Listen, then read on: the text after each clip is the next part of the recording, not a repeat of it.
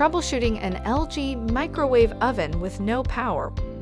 If your LG microwave oven has no power, this can sometimes be resolved by checking the power outlet or circuit breaker. Make sure that the microwave is using a dedicated power outlet and that no other appliance is on the same circuit. Note that if there are numbers or letters on the units displayed, then the unit has power.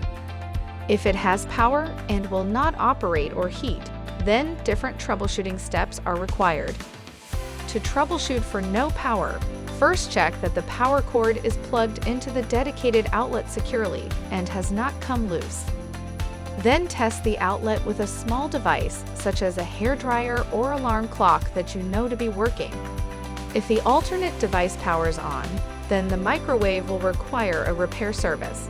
Please visit our Request a Repair page. If the alternate device does not power on, check the circuit breaker to the microwave to see if it was tripped. If the breaker was not tripped, this indicates that the outlet is not receiving power. Please contact a certified electrician to check the outlet. For further assistance, you can easily find our contact information on the LG.com website. Go to the support menu to ask us more questions.